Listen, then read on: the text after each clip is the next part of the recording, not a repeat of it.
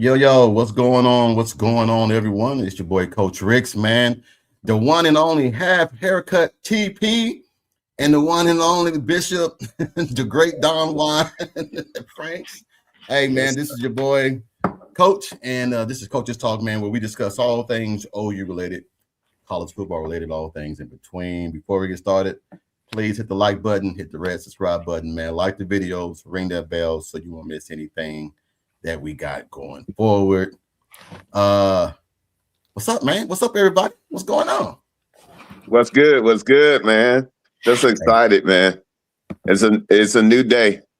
Hey, man, how's everybody doing in this storm? Everybody safe? Everybody good? Yeah. TP, you lose any power? Lights flickered. I did not lose I power, got you. literally, but the lights did flicker. And Okay. I'm cold. It's cold. Yeah.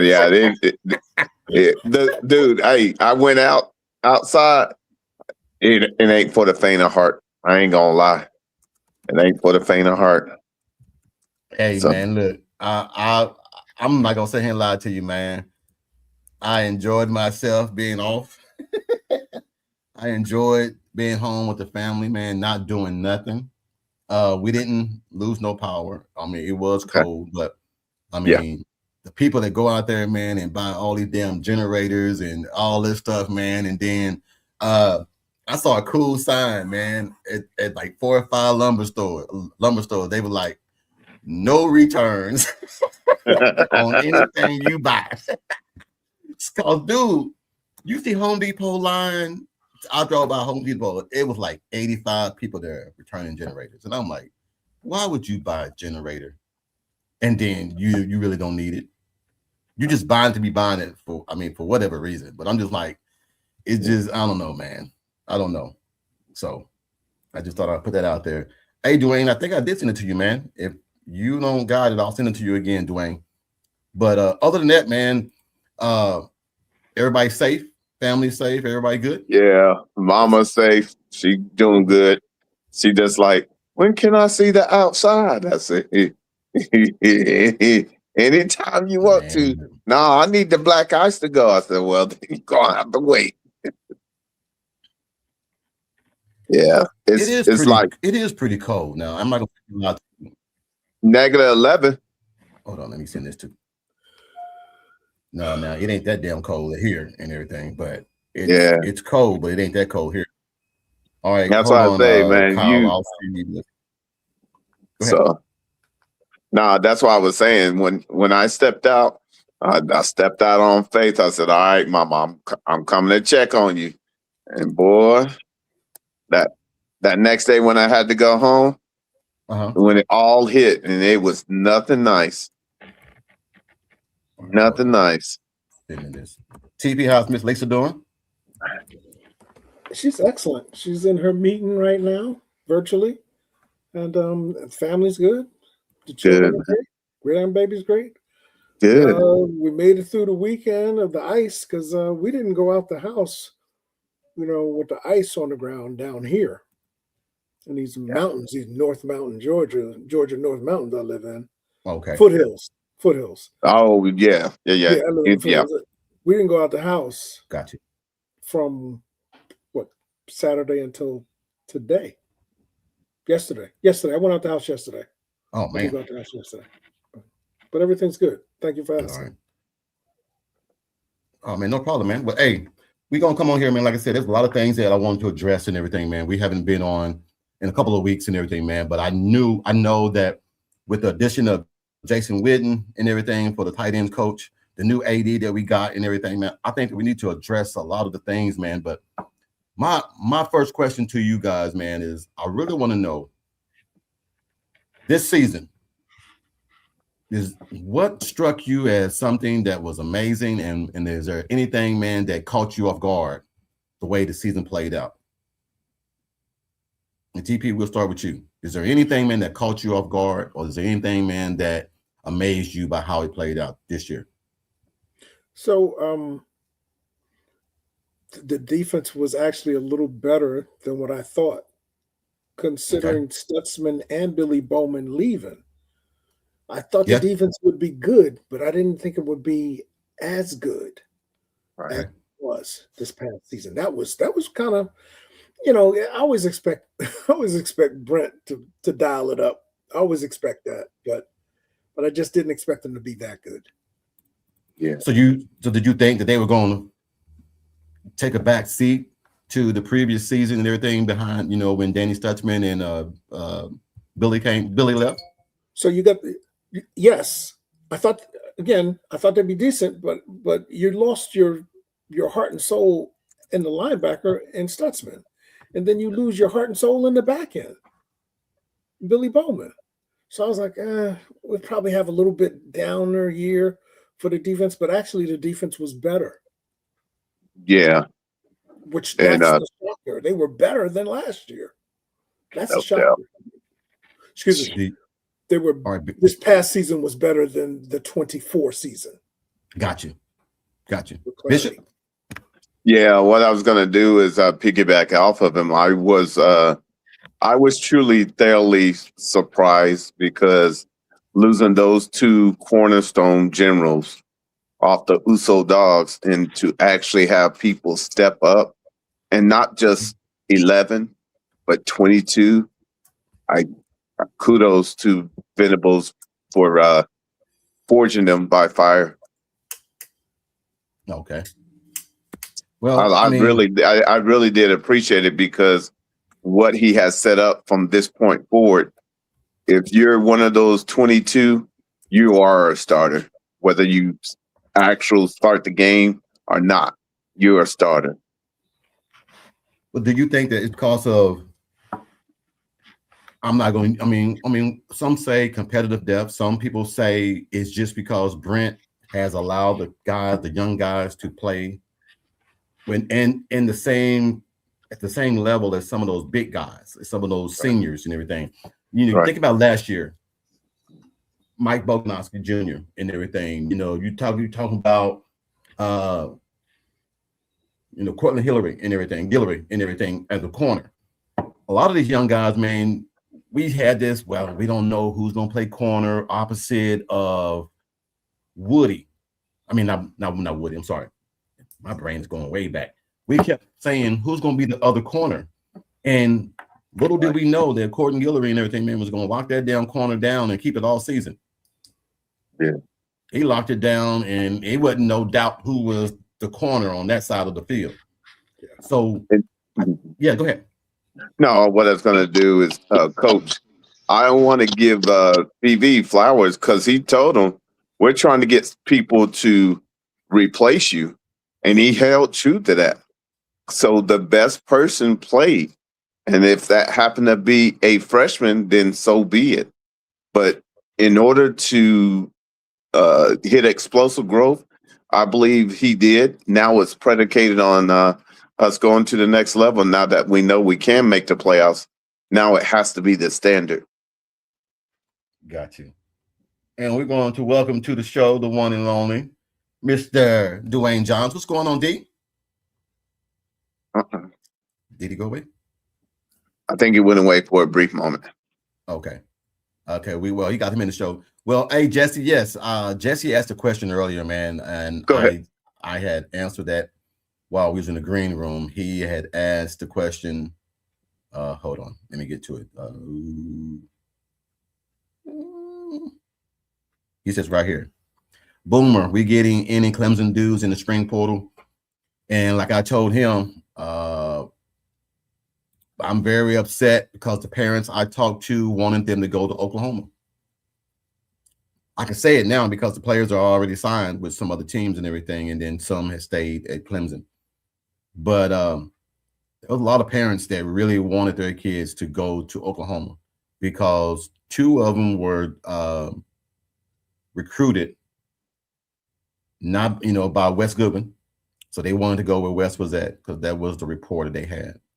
And then also two wanted him to go to Oklahoma because of Brent Venables, just the way that he has soul mission and things like that. I mean, that's a real big deal I'm hearing, man, right now on the East Coast is the soul mission. The soul mission is pretty much helping Oklahoma get some of these recruits because a lot of coaches, man, don't have that mentality to bring religion or bring, God into the campus and treat it as what it is.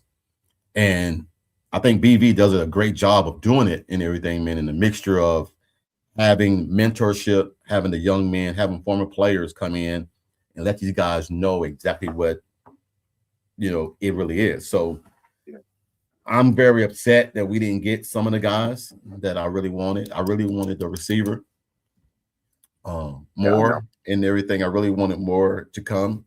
He was in the portal for a few days, but then they retained him. And I tell any young man, get your paper. Get your paper. If they gonna pay you to stay, hey, it is what it is. I won't fault you for staying, because they really need you. 1, 2, they're gonna pay you, and 3, now this year they're gonna focus the game or the play calling around you. Yeah. So I really like that and everything. Yeah. So, well, hey, I'm gonna do this right quick.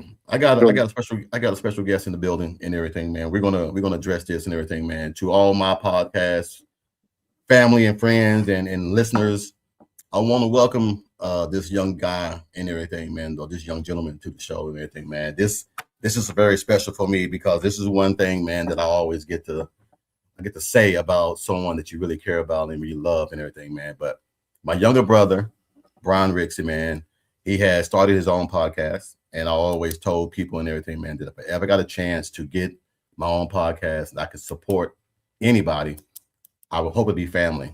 So we're going to welcome to the show the one and only young man, Brian Ricks. What's going on, big dog? Not much, big bro. How's it going? I'm doing good, doing good. Hey, Brian, this is Bishop Frank. This is my little brother, Brian. TP. What's up?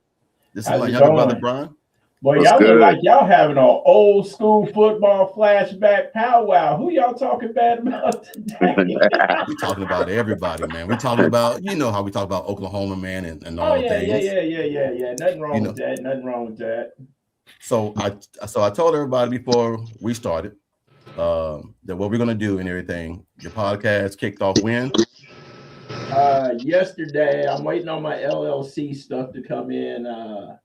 I got a couple of people who were wanting to sponsor me. They bought all my podcast equipment. I spoke at a seminar in Pine Bluff.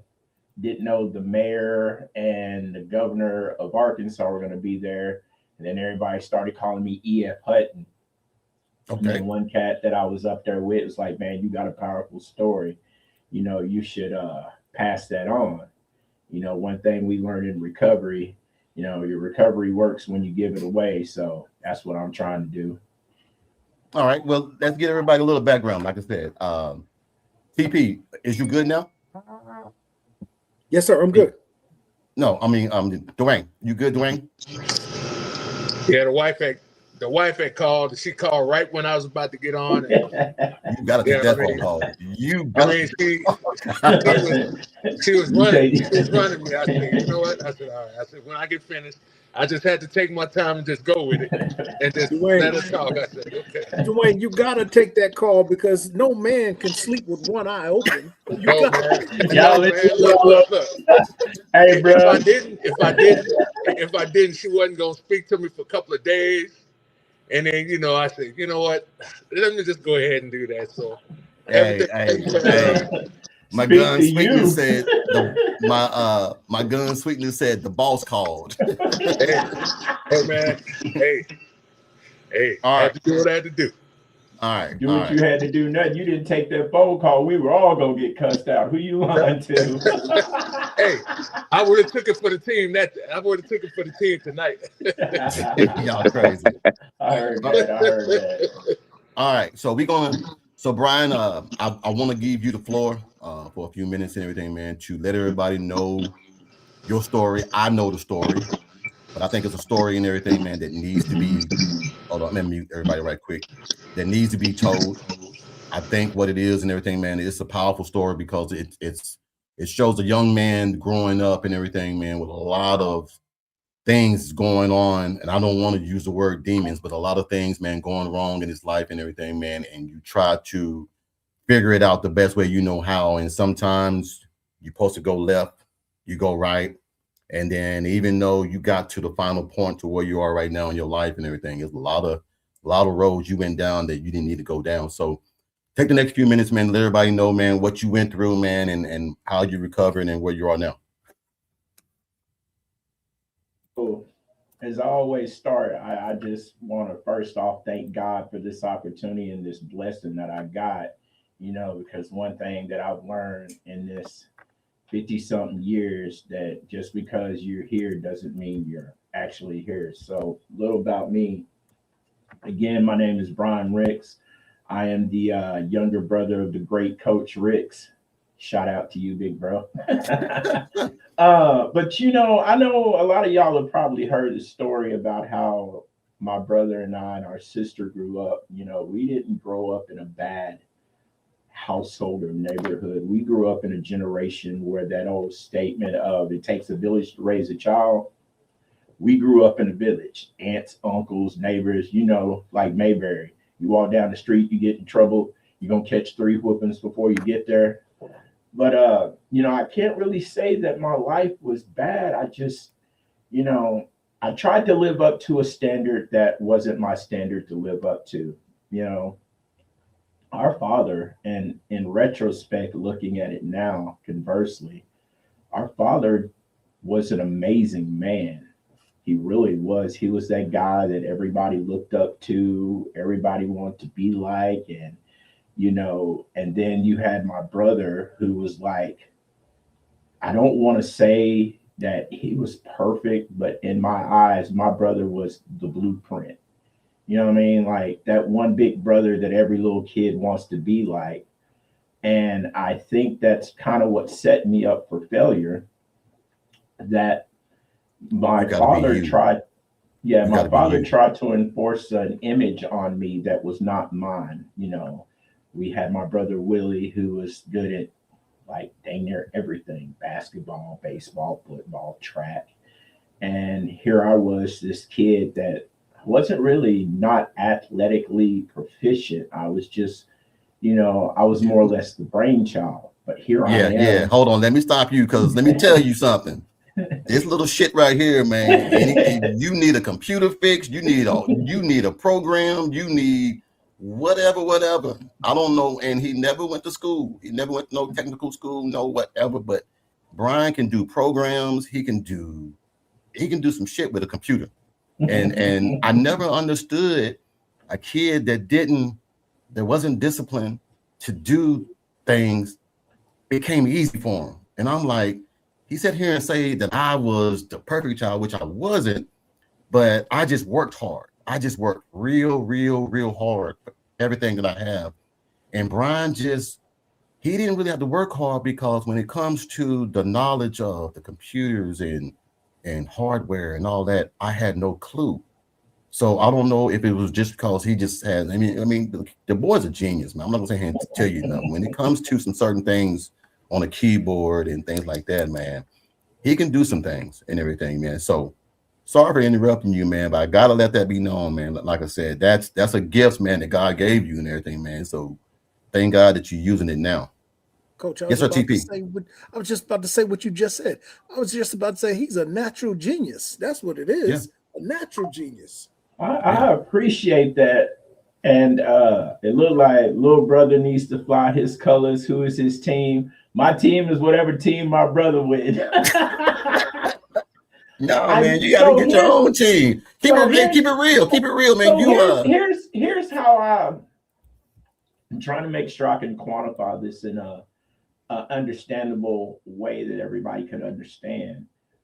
I grew up in a family of sports fanatics. Like it's like growing up in Sparta and Greece with pantheons. And here I am, a Greek scholar who didn't meet the mold. And I think that was kind of one of the things that kind of started distorting my view in myself. Because here I am. I mean, let's look at my brother. My brother has accolades, and I know that he talks about giving a lot of people flowers, but my brother was the GOAT in my eyes. And then you had my sister, who, with all due respect to my brother Willie, My sister put grown men to shame. You know what I mean? Dude. I'm talking about, I'd have to tell people when we talk Dude. about Kimberly Smith, aka Kimberly Dude. Walker, Dude. I just have to tell people, I mean, she was putting men in their place. So I'm gonna tell you who Kim was. Y'all guys know who Cheryl Miller. Maya Moore was, for UConn. Yeah. Yeah. Kim was another Maya Moore. Oh. Okay. Okay, gotcha. She held if you go to Sparrow right now, school, and you look on the wall, she holds every record, female wise. Probably still up there. And still up there. Yeah. Yeah. Still up there. Scored 140 points in 4 games. So 140 points 4 games. So when I hit like 5 or 6 years old, my brain started working in overdrive. I started seeing things, and how could I say it? And it's hard for me to quantify sometimes, but it's like everything that I see has a color and a frequency. It's like an algorithm. Every question, everything I do, it's a math equation. And I never really liked math, but scripture says everybody has a spiritual gift. And when one goes against the grain of the gift, sometimes you find things that you're not ready for. So here I am. I remember Mama telling me this. Willie remembers this. I used to be 6, 7 years old in the bullpit reciting the scripture, because that's one thing I've always had. I've always had a connection with my mother and my aunts and my great grandmother when it came to my spirituality. But that wasn't enough. My role model, my superhero was my father. And in retrospect, now that when I look back on it, I set myself up for failure, because I'm trying to put a man on a pedestal who's dealing with his own demons. So here I am trying to make my father happy, trying to live up to the standard. And I didn't know until a couple of years ago that my dad suffered from military PTSD. And, for somebody who's a vet, when you go to combat and then you come back and they try to give you 3 weeks to turn that switch off. Facts. It doesn't work like that. And we live in a society nowadays to where I remember it used to be God, family, country. Now it's country, family, God. And I set myself up for failure. And I from my point of view, I think a lot of my troubles came because I caught the brunt of my dad's demons that he was facing. And I always thought it was my fault. And, Willie had his life. He was popular. Sis had her things. And when mom and dad separated, I was the one who felt like I was left like luggage. And, my brother did the best he could. Like, I can always say there's never been a time I've needed my brother and he has not been there. But I think what it was is I allowed my own pride to interfere with the connection I had with him, because Will's one of those people where if you say you good, he's going to take you at face value until he sees something different. So then you take on all the physical abuse, the emotional abuse, the things like, the worst thing a father could say is, "You're not my son." Well, the next thing you could say, "I wish you were more like your brother." And as much as I tried, hey Brian, not to interrupt you, man, but I agree with you, man. But he used to always say that a lot, man, and I never understood that. I never understood. You got 2 boys. And I'm learning that now as a father and everything. I got 2 girls. And I tried to raise my youngest one like my oldest one, and it didn't work. And I wonder why me and my youngest one was so far apart, because I was trying to raise her the same way I raised my older one. And we keep forgetting times change, things change. Every child is different. Just because you do this one with that child doesn't mean you can do the same thing with the other child. But also too, Brian, man, you were a kid, man. You can't A grown man should not expect a kid to be a certain way. You are a kid. You are a kid. So don't put that on yourself, man, because there's a lot of things. Okay. I get it now, but understand, like, I'm assuming all you kings up in this podcast have children. And the greatest gift we have as men, well, there's two things, and I really feel that I need to touch on this because it took 45 years to learn this. A man's purpose is to empower, to mentor, and lead their children to Christ. That's that's my belief. Everything else is the icing. But it's also our job to inspire our kids to find their own path and own purpose. I think that's one of the things that we fail as men nowadays. I'm watching a lot of these people try to live vicariously through their kids, expecting their kids to be this, wanting them to grow up and be that. I had one guy where I work at that said if my son ever came home and he was a homosexual, I'd disown him. And I just had to sit there and say, you know, I really want you to think about what you just said, because our words do carry a whole lot of power. But, you know, so 6, 7 years old growing up through that, and it just stuck with me. And for a person like me who values intelligence over everything else, I thought that I was the problem because I couldn't fix it. And so it just snowballed.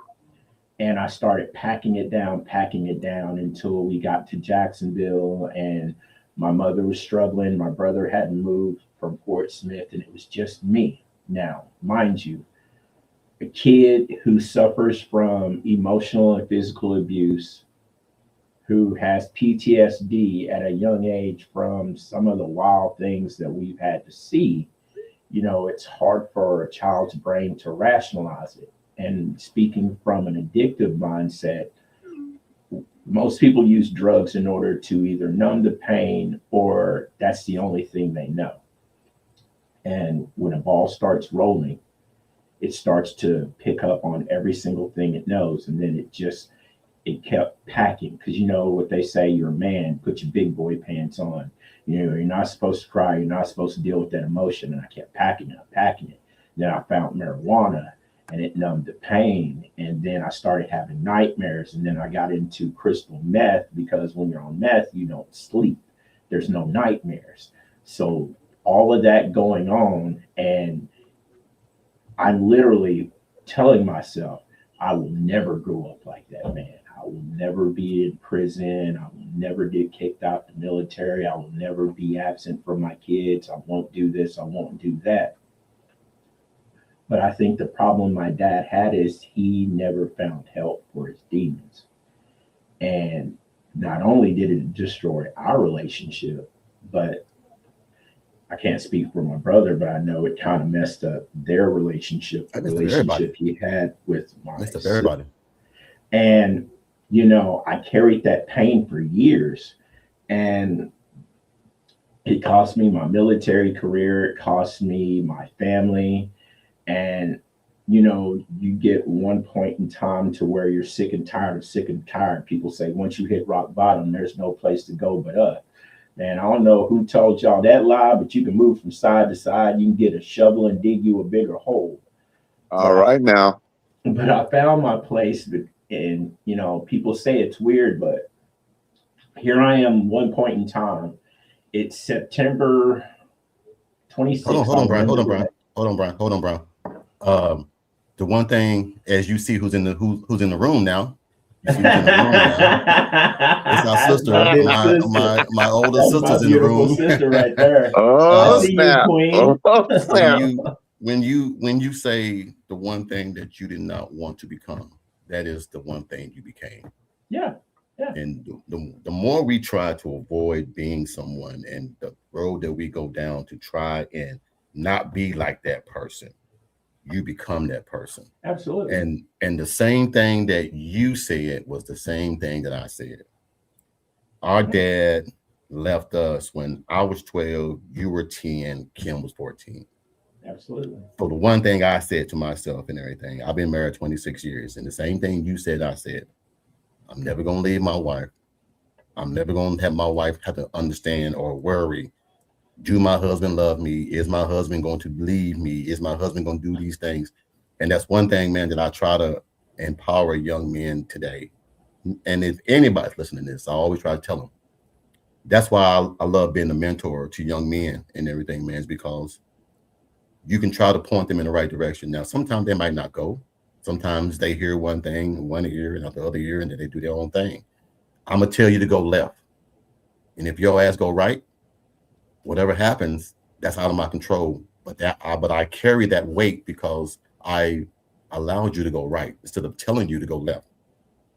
So it makes a lot of sense. But you also have to look at it from an aspect of like, I'm a firm believer that a man is confined to 4 different values. He has his emotional state, he has his mental state, his physical, and his spiritual. And anytime one of them gets out of whack, it throws everything out of balance. So I never deal with my emotional issues. And my emotional issues caused my physical pain that moved me away from God. So military, getting so far on drugs that I went to federal prison in Texas. And, I was just existing until one day I'm sitting there. And I'm sitting here looking like, the best way I could say it, I'm sitting in a place looking like Don Nigarachi. Like, you know what I mean? Stupid. Like seriously, like, You bro, stupid. I literally stupid. had $10,000 on my person. I had guys who would do what I say. I had a girl who loved me, a girl that wanted me, and all this other stuff. You had every single thing that these kids say you want. And it was the worst feeling ever. Right. Because I didn't have the thing that I needed the most, and that was an understanding of me. So I luckily I got a hold of my mom, and my mom was like, my mom, and she's one of those people that say, no matter what question you have, when you pray about it, be careful what you pray for, because God will find a way to answer you in the way that best suits what you need instead of what you want. So I'm sitting in a hotel September 26th, about 12:15 p.m. And I told God, I said, I need to be okay. I don't care about anything else. I just need to know how to fix me so that I'm not so miserable. I want to be able to smile. I want to be able to sleep. Boy, God must have had me on like speed out. That's the time. Like 45 minutes later, police are knocking at the door, and I leave with a smile. And here I am in a detention facility that I've spent so much time in. I should have Airbnb stock, but I didn't. And I'll put this on the right hand of God. I did not ask to get put in a program, but they put me in a program created by the sheriff of Pulaski County. And it was a reentry program. And I've been like, you know what? I'm going to ask all these questions. Ain't nobody going to be able to tell me. I was like, okay, why am I mad all the time? And one of the volunteers said, because you have an overinflated amygdala. I'm sitting here like Scooby-Doo. I'm like, oh.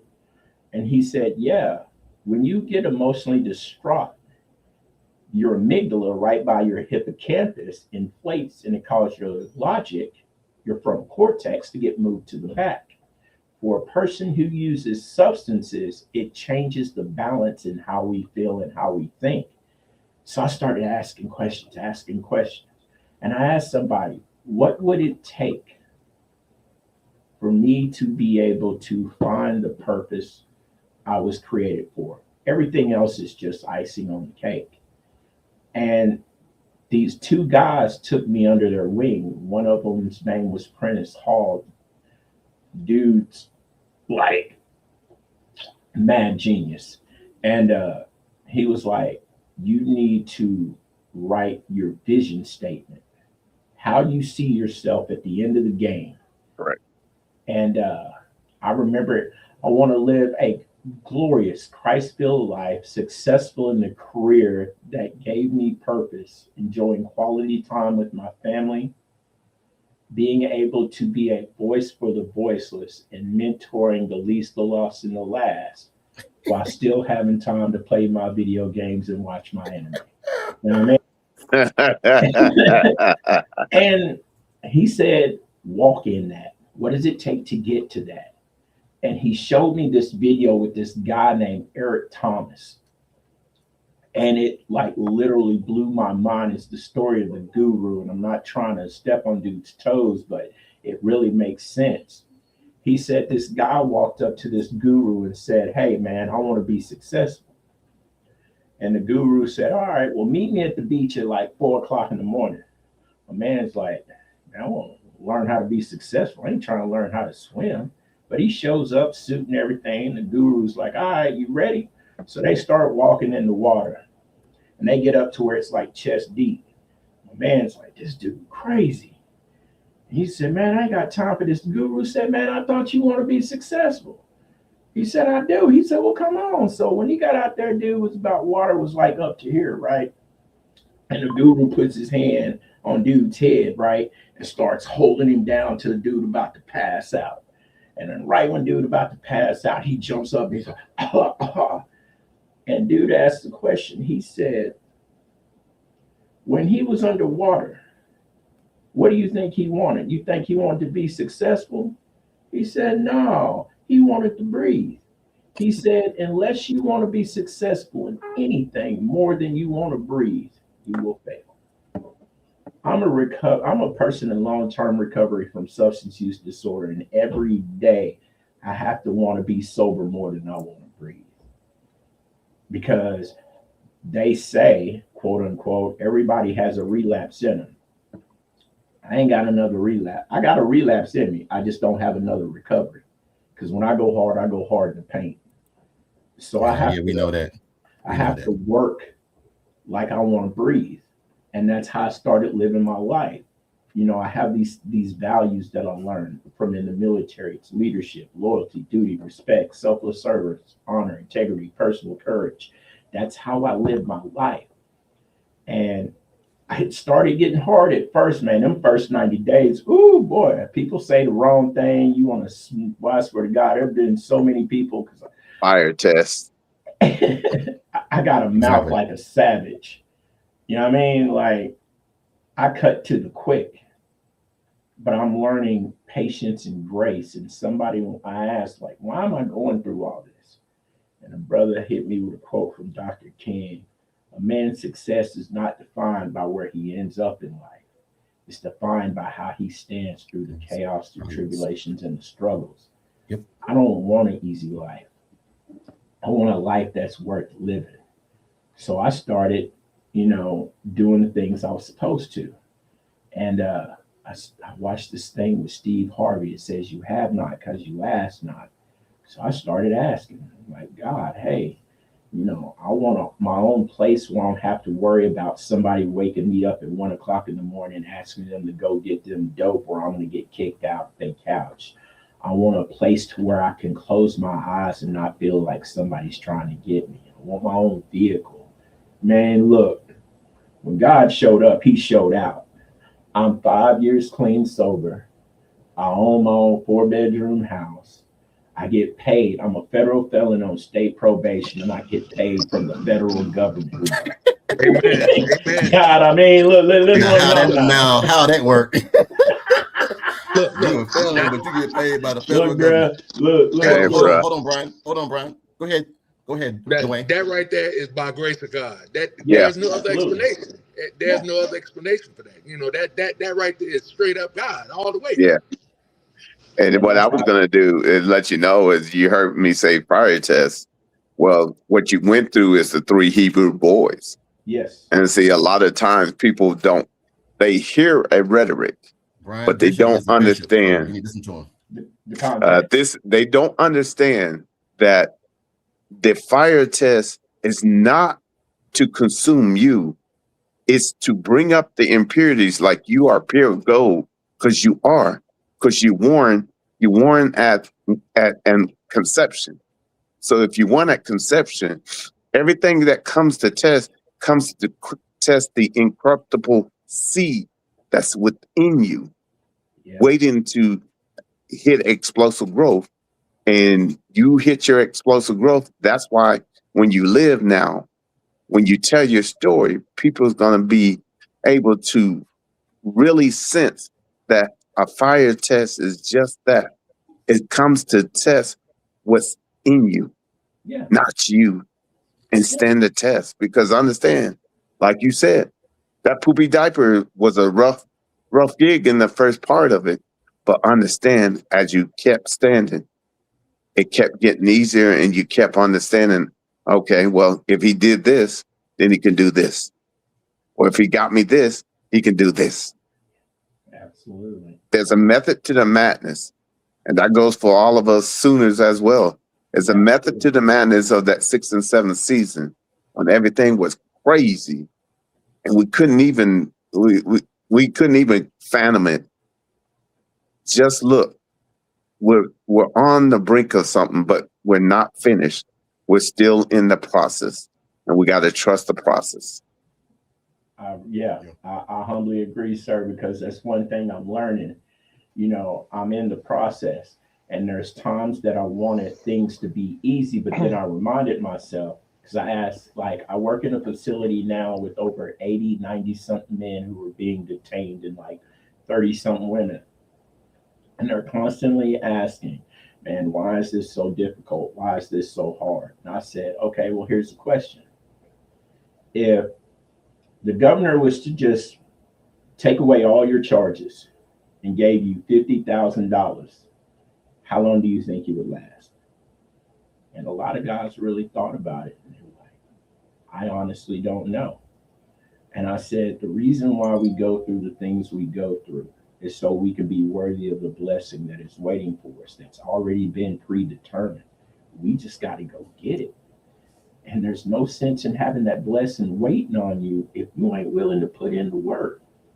Wide is the door that leads to destruction, but small is the door that leads to salvation. I'm not trying to sit here and glorify that life has been difficult. I'm a man.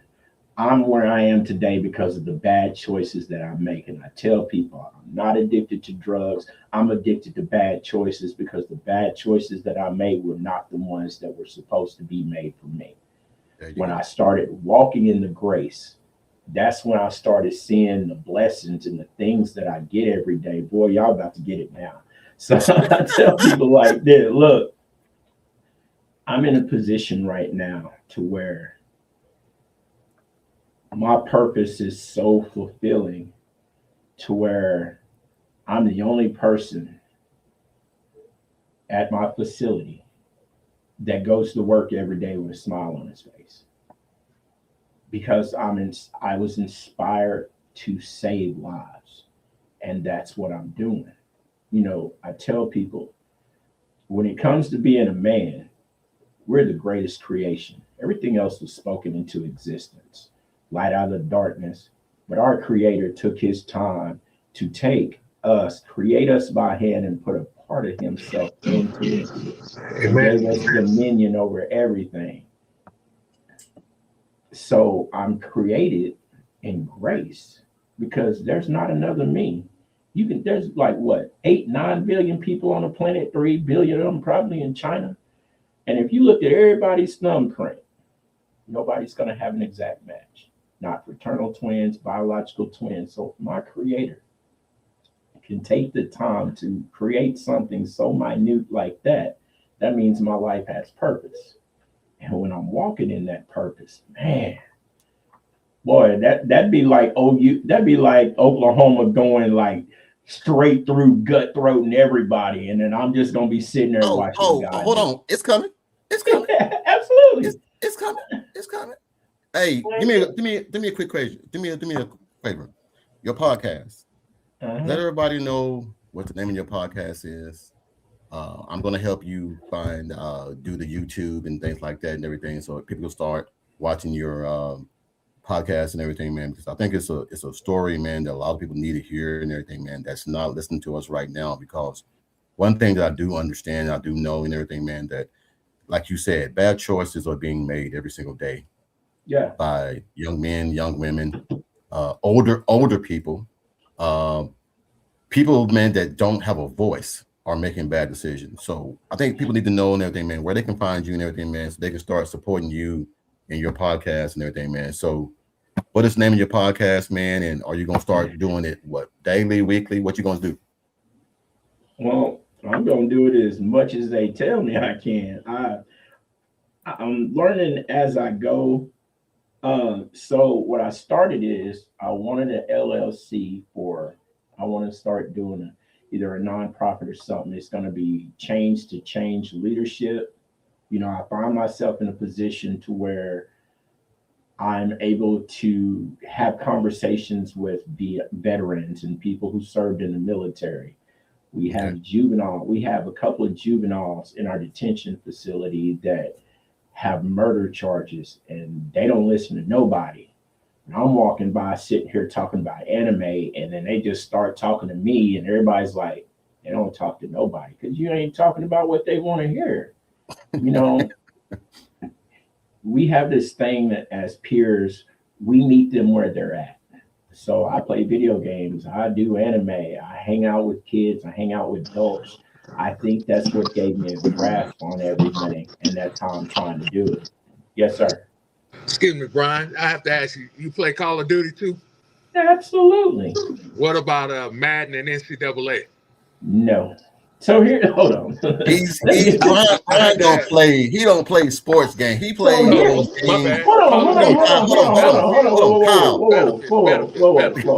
I'm not gonna say because you know I'm an NBA 2K kid. Don't get it twisted.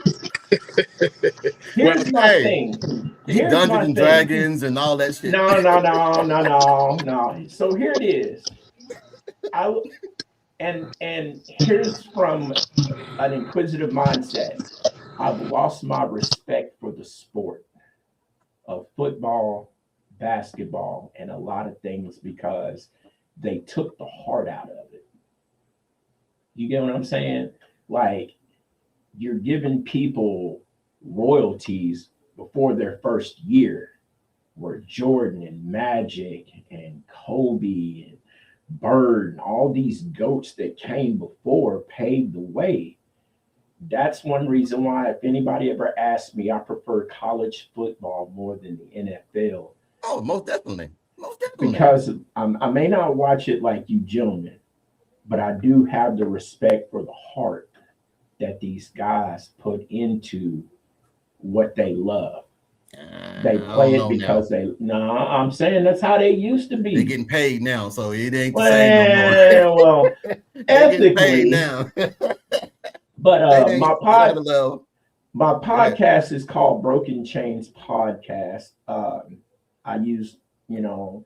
It's from change to change. We talk about everything. We talk about political bills that are being passed and why we don't understand why a first-time offender who's addicted to a drug and he's using so much drugs because he's been doing it so long gets arrested and get 10 to 20 years, but a guy can rape a child and get 5 years and be out in 2.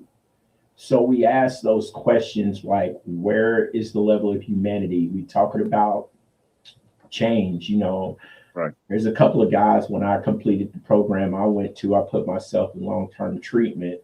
Now there's guys that I've mentored. I got one guy that works at a hospital as a phlebotomist. I have one guy who works for the governor's mansion. I got one guy who works for Goodwill reentry program. So we're trying to collect, I feel like we're like the 12 disciples. We're the least lost and the last. We're not these Sadducees and these Pharisees. We're the guys that can go into jails. We can go into those neighborhoods. We can go to places and use our understanding and our voice to not just change lives, but to inspire greatness. I look at this generation now, and all these kids want to do is settle. It's like this new age of rap is trash. I mean, like the Don't get me mumble on rap. that, man. Hey, man, You- hey, man, you gotta stop. Yeah, don't. You gotta stop. You gotta stop. I apologize. Hey, I'm talking I, me, and my. But it's Okay. that understanding of that nobody's really putting in heart. And I think it's because there's that disconnect of the family household that we're missing. You know what I mean? Like, It's the money, Kyle. yeah. It's the money. Yeah. Okay. Yeah. Yeah. Okay. Kyle's a little knowledge of that NCAA stuff and everything, man. Like he's the one I turn to when I need some understanding and some knowledge of some things. Quick question, Brian, man, before I'm gonna let you go, man, because I got Oh, another yeah, do your football 30. thing. Yeah, Well, I no, ain't trying to take I got 35 minutes. Mama done came in here, gave me the sign. I got 35 minutes. But I want to ask you, I want to ask you, man, in closing and everything, man. Is there anything that you would want to do different than what you've done so far? You talking about to where I am now? Any answer it any kind of way you want to answer it. I mean, is there So- anything that you wish that you could do different now than you did then?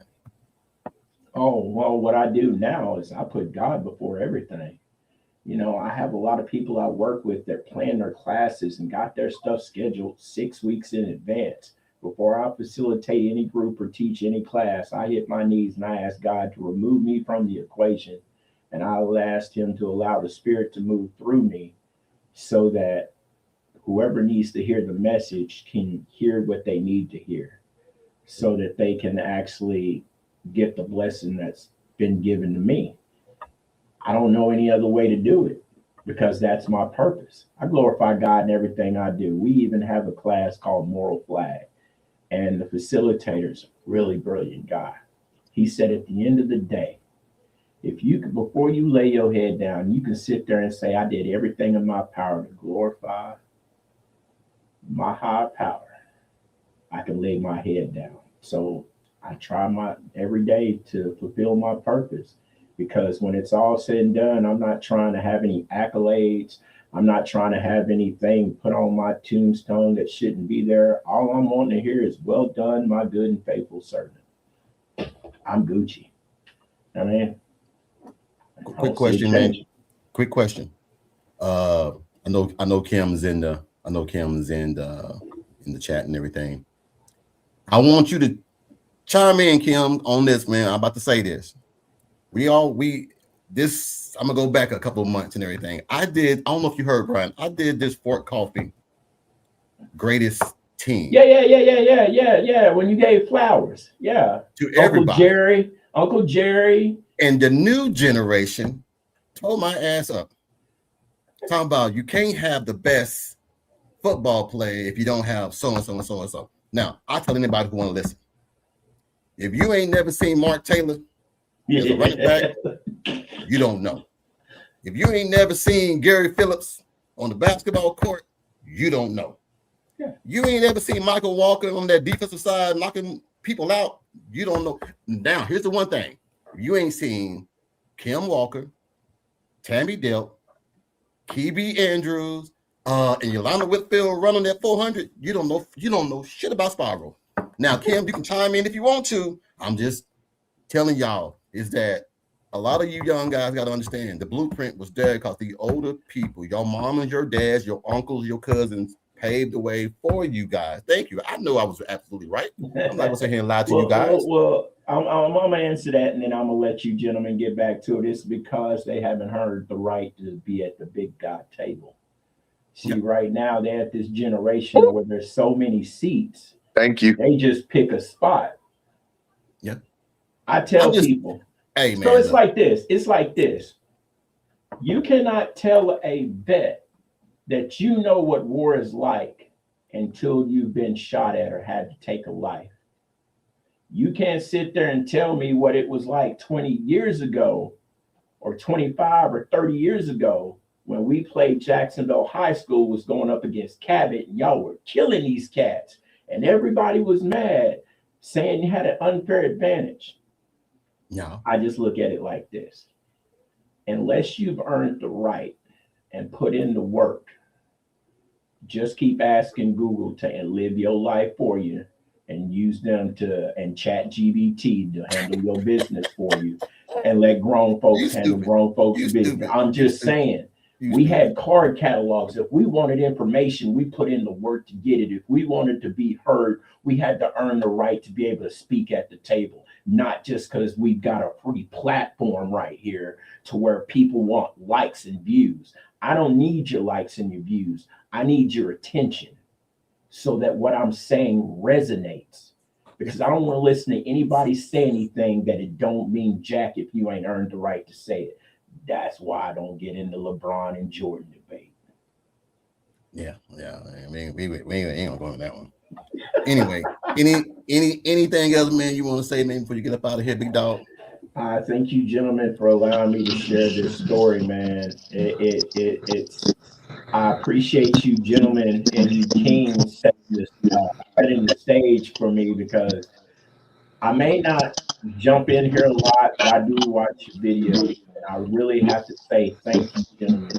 Thank you for having a platform to where even if it's sports, you're talking about how you feel and the things that matter to you, and for the younger generation, that's important, because they have to have an example of what works. And I appreciate you, gentlemen, doing what y'all do. Hey, Brian, for your time. Before you go, Brian, I have to ask you, I see that Marvel poster in the background. You on that Marvel stuff too? Dude, Bro. that's that boy. That's that boy's deal. Look. Let me show you, gentlemen, something. You know what I mean? Come on, man. That's my type of thing. That's my type of thing. So I take it you're going to go see Avengers Doomsday, right? Huh? I guess you're going to go see Marvel's Avengers Doomsday when it comes out. I already got the date planned and everything. I got the day off from work. What you talking about? I'm taking the whole family. Man, y'all crazy. Come on, man. Hey, God bless you, man. brother. I love you, man. I'm glad, man, to see that you got everything going for you, man. I always knew that you would eventually get it. Sometimes and everything, man, I always hate it when you say you want to be like me. I don't want you to be like me. I want you to be better than me. Well, that's the standard. Always. My saying now is this: the standard is the standard. I don't need your best. Your best is not the standard. The standard is the standard. I have the utmost respect for you, big brother, because you're living your life to the best of your ability, following your purpose. And I'm proud of you for that. But I'm to a point right now, I can't be you, bro. There you go. Sorry. There you go. It's too hard. It's too hard being me. You gotta be you. It ain't hard. It ain't hard because it's not my life to live. There you go. So I'm enjoying I'm enjoying the best life. I'm 50 years old and I get paid to run this. I make $50,000 a year to run my mouth, bro. Come on, how bad is that for a federal felon? Hey, you crazy. Hey, man. Tell the missus, man, I said hello and kiss the babies for me and everything, man. Tell my nephew and everything, man. I hope the football is finally going good for him. Oh man, I'll have to send you pictures. He is so happy.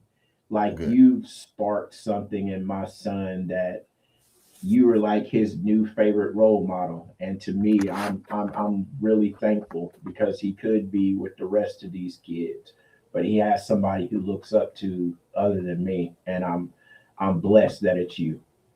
I appreciate you. I appreciate it, man. Like I said, I got him. Whenever he needs me, I got him and everything, man. So all right, I'll let y'all get back to trash talking these other college teams. All right, big dog, man. Thank you for sharing the story. I appreciate you, sir. Thank you for no problem. Yeah. Y'all have a blessed day. You too now. All right, man. Take care, big dog.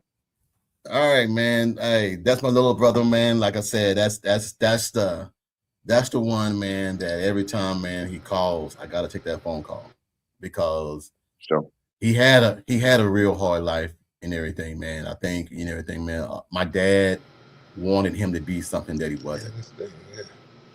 So I'm glad to see that his life's turned around. I'm glad to see, man, that him and his wife are very happy and everything, man. That's the greatest thing, man, that I can ever ask for and everything, man. And then my sister, she's doing her thing. I'm just blessed and everything, man, to have both of my siblings still alive and doing well. So I'm very happy. So now, on to some football talk. Now, I heard a lot of people asking a lot of questions about tight ends coach? Is DeMarco really gonna leave? Is Jason Witten bringing in all these tight ends? Is that a good thing for Oklahoma?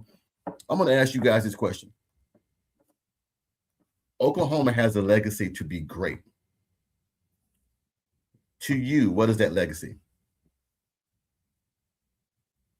Kyle, we'll start with you since you just walked into the room. Oklahoma has a legacy to be great. What does that legacy mean to you, and what does that mean to you? I'm sorry, I missed the question. My Wi-Fi. Oklahoma has a legacy to be great. You got me? Can you hear me? I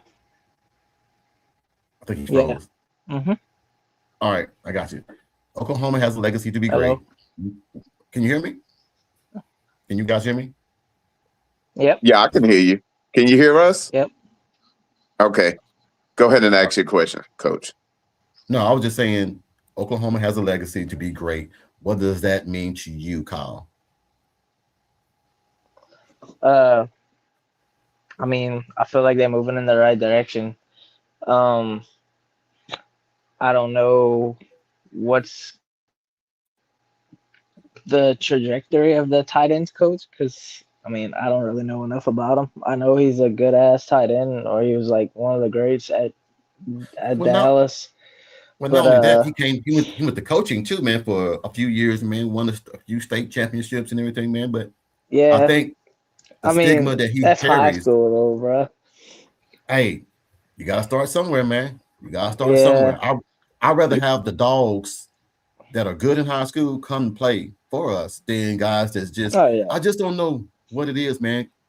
He's getting that same pitch like DeMarco got when DeMarco came from the Dallas Cowboys. His name meant something, so he started getting all those good backs. I've never seen us get three good tight ends. I've never seen that. Yeah, not from that's what I was about to say. I feel like he hit a spark with the tight end room already. Like he pretty much rebuilt it already better than what it was in the season didn't even start yet. And as far as I'm kind of leaning towards liking the new AD hire. I don't know if it'll be another Joe C, but from what I'm reading about, I'm starting to like it more and more the more I get into it, or the more they reveal about who he is and how he sets everything up. He's a beast, so man. That dude had like 30 jobs.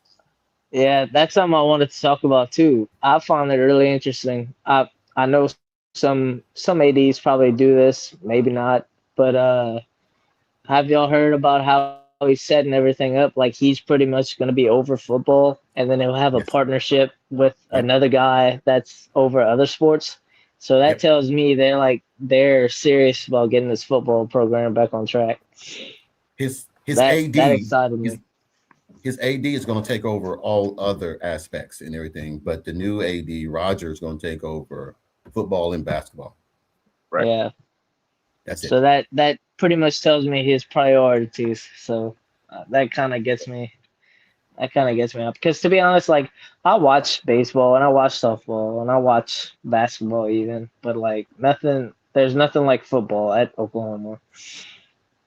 Well, nothing like football in any other sport, man. I mean, any program you go to, football is going to be the bell cow. No matter where you go, no matter if they're sorry or whatever, you got 80,000 people or 70,000 people. And if you're charging $100 a game, which we know that's not right, because they're going to charge way more than that. That's at least 70,000 a game. You got 18,000 to a basketball stadium. So the math is going to always be for football. And then you got TV rights and everything. Then you got the new revenue share. So there's a lot to be said about football. Yeah. My question to you guys is, again, Oklahoma has a legacy to be great, but what does that mean to you, Bishop? To me, is setting precedents and being ahead of the curve. So that way, when you're ahead of a curve, you hit explosive growth. That means you can have the potential to become a dynasty if you put in the work. TP?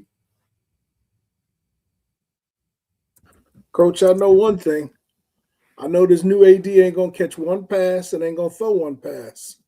He got administrative stuff to do. I understand that. However, to be great on that football field, we need greatness from the coaching staff down to the players. That's what we need. Yes. The athletic director plays a role. He's got his role he plays and all of that.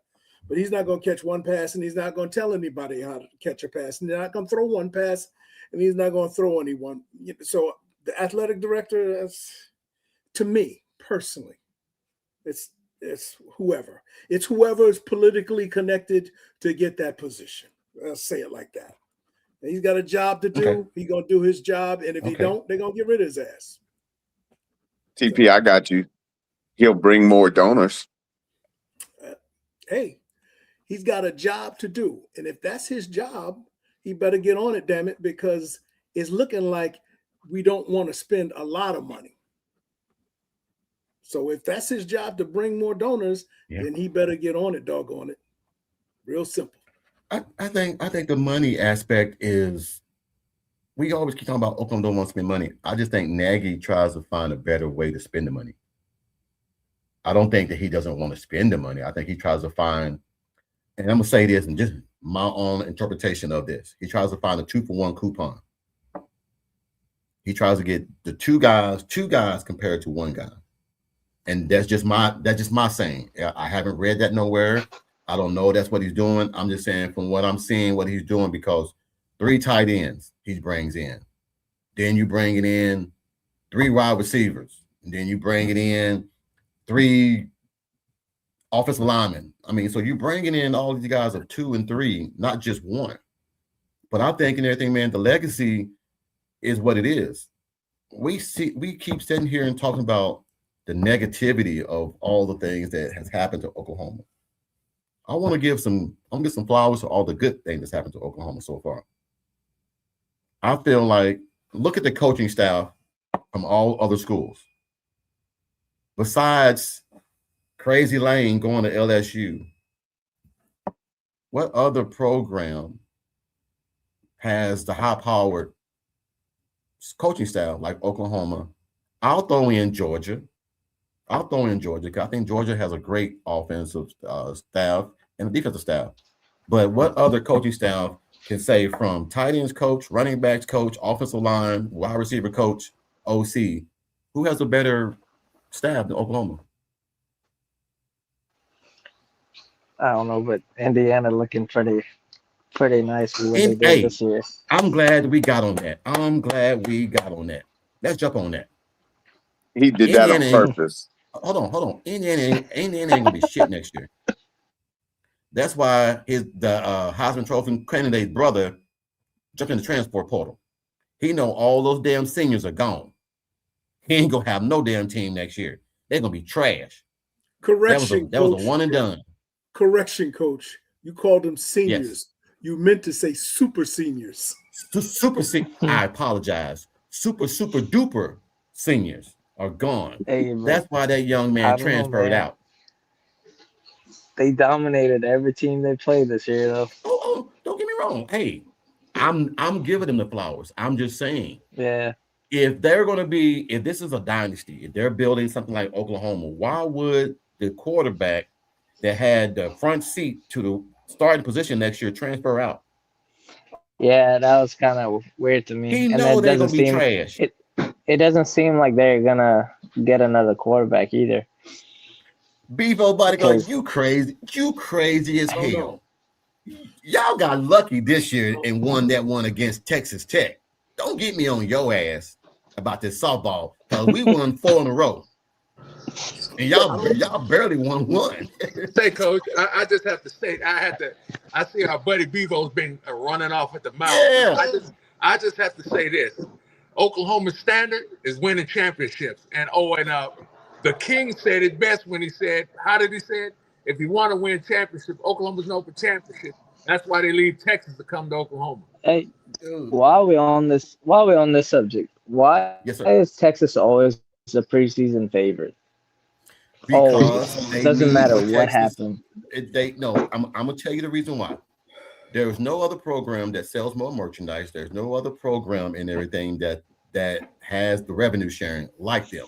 So they need for Texas to always stay up there. Now, is it warranted? Hell no. Is it earned? Nah, Super hell no.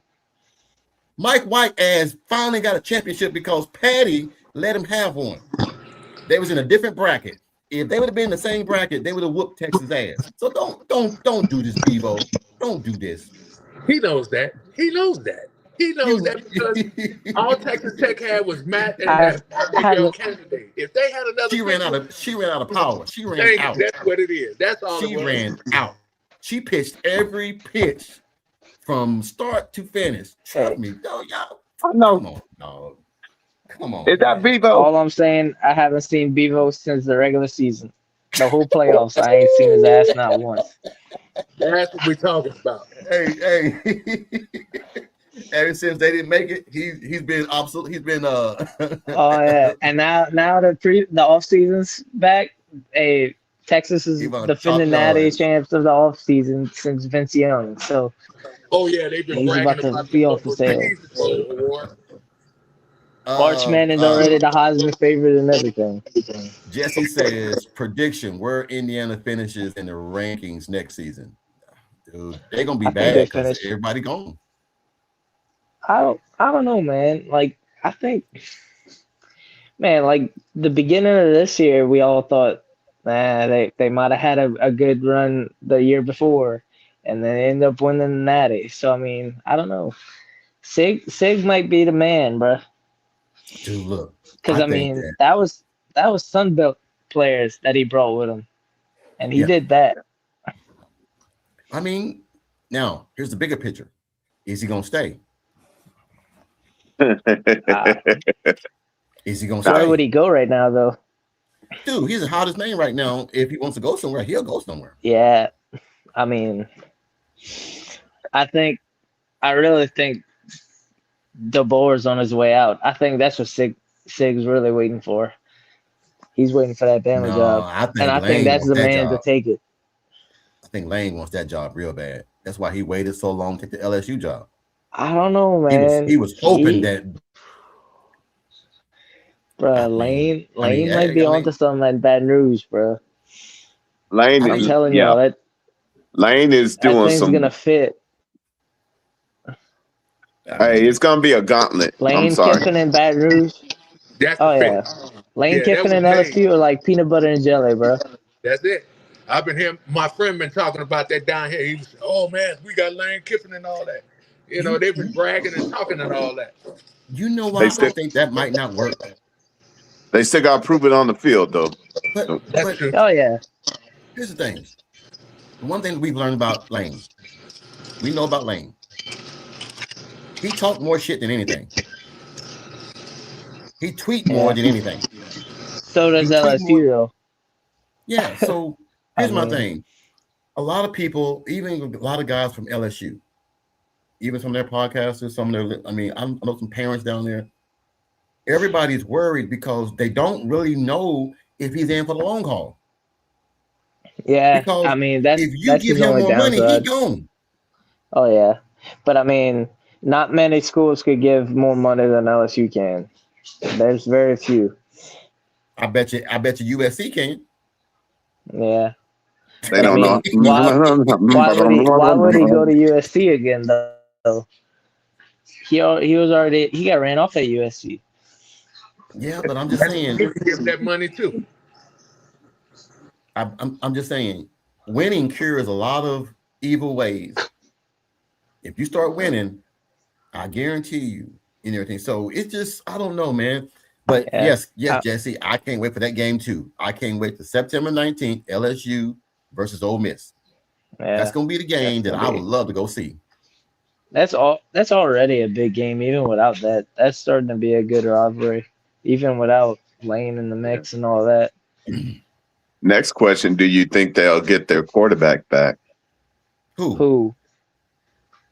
Chambers? No. Champion. He ain't. No, he's staying at Ole Miss. If that's what I'm saying. If he's staying at Ole Miss, will he get his 6th year? Oh yeah, I don't think he does. He's still suing. I don't think he does. Speaking of Man, that, this is what bothers Was me. to be determined whether he returns to Mississippi or not. yeah. Yeah. Well, Thank you. and then they still have Kewan Lacey too, so they could be. I think Pete Golden's gonna do something, but I don't think he's gonna be as Bevo, good as Lane Kiffin was this year. Bevo. Now you said earlier that we blocked you. Now you keep talking shit. We gonna block you again because you talking Man. crazy. He had one I season, Bruh, one good season, and that's it. y'all seen One how good bad Miami beat up Mendoza? Just think what Oklahoma would have did. I mean, Miami's a physical team. Don't get me wrong, but I feel like BV could have got on Mendoza's ass. Come on, man. I mean, I'm giving you Oh, yeah. leeway by letting you stay in here, but don't talk crazy, man. I mean, come on now. Talk with some logic, bruh.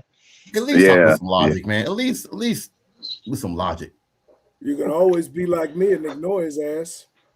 I mean, I like for people to come in here, man, and chat, but Come say on, man. some smart stuff, man. Don't just come here and just start trolling and saying crazy shit. It makes no sense. All right, That's on to TP. Are you with me? on to bigger and better things.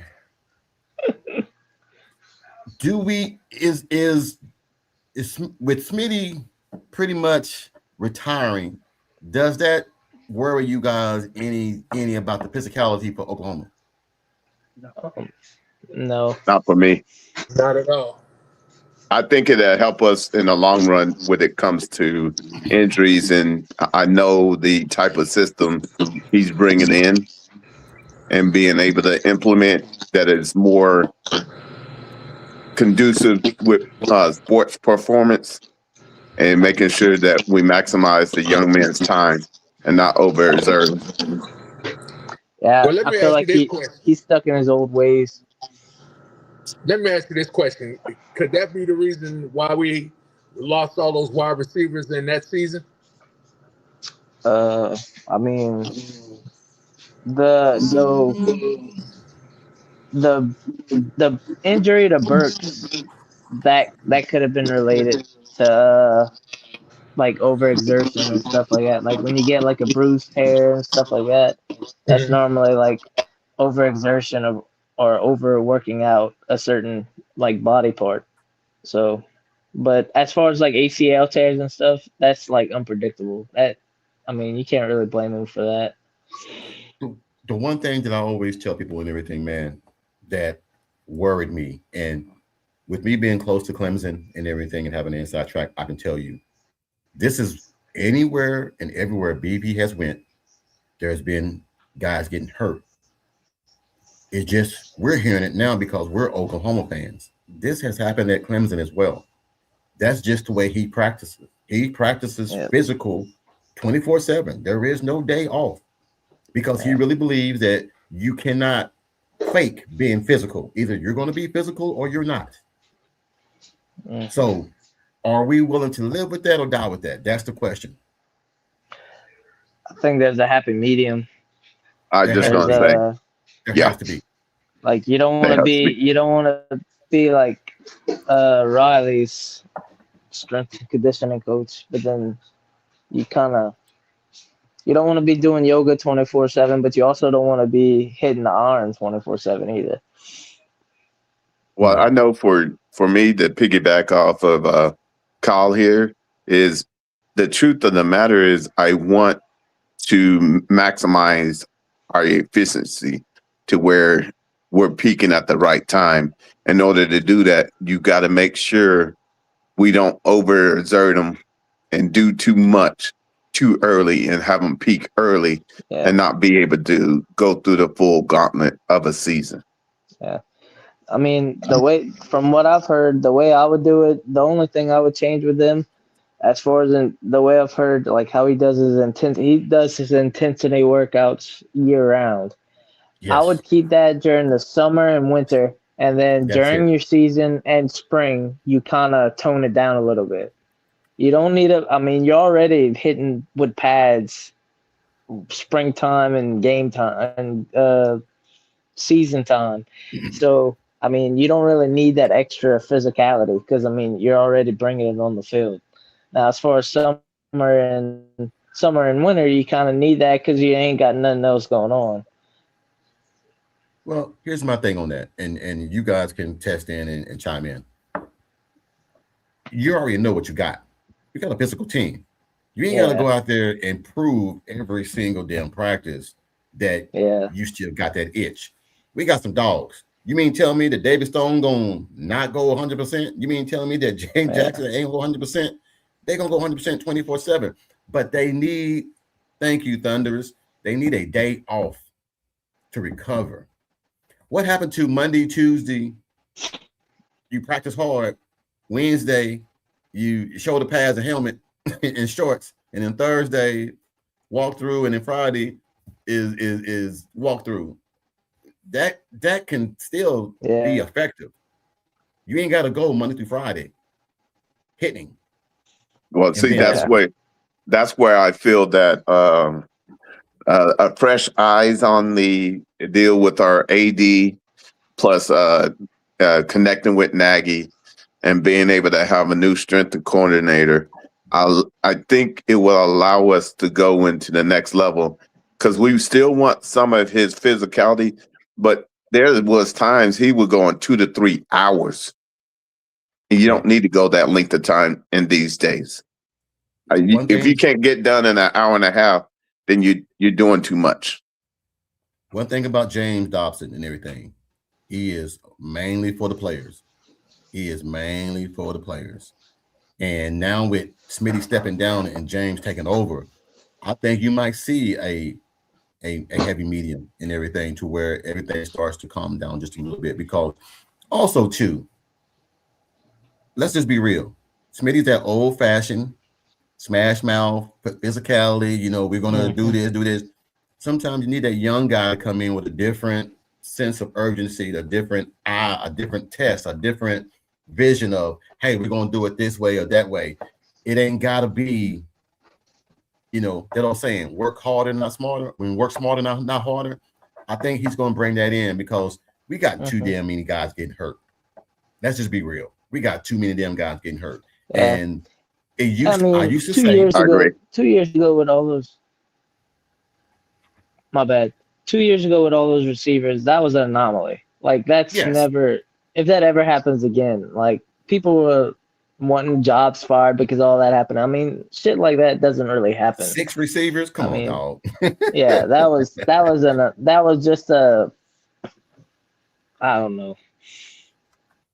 When something doesn't work, you make change. Yes. So just look at where things wasn't working, and people have been changed out. Real simple. We don't. None of us on the panel, what we want ain't necessarily what's going to happen, because I don't think we got the president's phone number, the president of the university, or the athletic director, or BV, or we don't have the power to make the change. You know, we can't get on the phone and call her, hey, man, so I'll donate if I can get a say so. The only thing we know for sure is that when I'm in the building, Brent Venables is you go again with the only thing we know for sure. Hey, bro, he's 4-0 when I'm there. So that's the only thing we Hey, hold on. We need to settle this. We need to both go to a game, because I've only been to 2, but they lost both times. That was during the worst season. You can't go no more then. Do me a favor. You can't go no more. Let me know what games you going to, Kyle. I won't be there.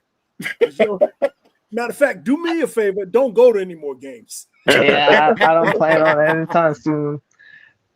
If y'all want to make a bet, though, I'm planning on going to Mississippi State. So. For what? I want to hear them cowbells, bro.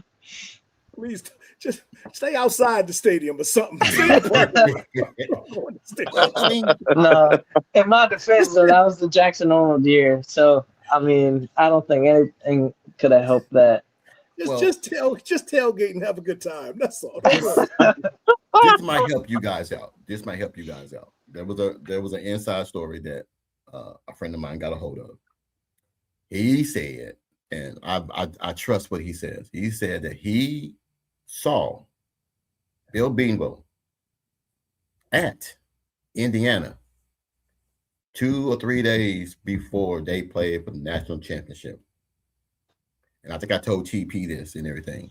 That shows me that, one, he's not set in his ways. He notices that Indiana is doing something and is doing something very effective, and that he wanted to go and look and see what they're doing different, what they're doing on combination blocks or whatnot. I like hearing that he went there to see how they run stuff. That makes me feel good as an OU fan. So, okay. I'm gonna say this right here. I'm gonna bring this up. Bevo, when he was the number 3 receiver on your depth chart. What are you talking about? Look. This is why I brought it up, Kyle. This is why I brought it up. No, TP, Bro, I like crazy. this. No, I like this, TP. I like this. The reason why I want to bring this up and everything is that every time Texas has a receiver or anybody that leaves Texas, they ain't shit. They ain't good. Oh, we didn't. But that man saved y'all's ass, I don't know how many times in y'all's games. But he trash. Now, I'm just going to say this now. You mean tell me that he ain't going to help Oklahoma on some of those reads and schemes and play calls that y'all guys have? Be very careful what you ask for, Bevo. I'm just telling you. He might be the guy that catch that last touchdown on y'all ass and then go over there and smack Devo ass on the damn ass. So I'm just saying. So anyway, all right, enough of him. I'm gonna let him go home he's gonna be gone for the rest of the night. Say, Coach, I gotta ask you a question. He gone. Right? Yes, sir. Now that Coach Schmidt is gone, they ain't gonna be talking about to the master, big dog. I don't know. I think this guy is the undergrad apprentice to Smitty. So he knows Smitty's ways. I just think he's going to alter them. That'd be good. I'm all for if I understood and understand from what I heard from a certain dad of a player is that he had something to do with them not changing up what they did this past year. And it seemed to work because we got bigger and we were ready for the SEC. So if that's the case, then hey, whatever he got, bring it on full-fledged. Guys, go ahead. We're fetching. We know good and damn well that defense is not going to be bad under BV. We know that. So I'm not worried about the defense. I'm worrying about the offense. The defense has, like you said earlier, TP, the defense was better than we thought they was going to be this year. Can you imagine how that'll be next year with all those guys coming back and then with them hungry dogs? I'm telling you guys, y'all can hear me now. James Nestor is going to be a problem at linebacker. He's going to be a problem. I've never said this, man, and like I said, I've never said it about any other kid. I went to go see that kid play almost every week in Charlotte. That kid is special. And y'all can call me crazy, whatever. You know those, and Kyle, you might like this. You know those white kids that hang around a lot of black kids, had that little swagger, had that little pep in their step, talk that little slang, that's Nestor. He talks that shit, but he backs it up. I've seen him tell a kid, you come to this hole, I'm gonna knock your ass out. What the kid do? Come to that hole, smell salt. I like that from a kid. That's Nestor. That kid is nice. He's another. I don't want to say Danny Stutzman, but he's borderline close to him. Yeah. The folks my age would say that means he got that dog in him. Yeah, he got that dog in him. Hey, Megatron, more. Yes, Megatron is a missile. Dude, hey, I know he's a true freshman, but he's wise beyond his years and very astute to the game. And he just knows how to work, and he's a film junkie. So, hey, we're adding that to the mix. It'll be a nice little flavor for our linebackers to constantly be able to rotate and the play doesn't drop off. So I'm looking forward to it. I watched those highlights of Megatron. Yeah. And he looked like a thicker Kip. Kip Lewis. That's what he looked like, a thicker Kip Lewis. And he was putting people on their ass. Watch the game where he knocked himself unconscious trying to kill a kid. He went full throttle and laid there, and he hit the kid. The kid stopped. He stopped. They both laid on the ground. He has no stoppage. He's full throttle. That's his motto.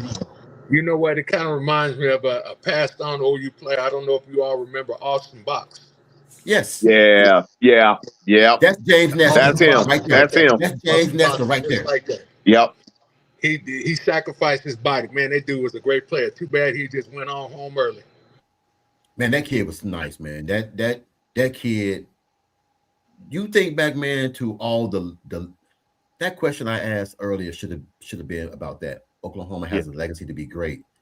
It's not the legacy to be great. They have great players that make great plays. There's always a great player making a great play.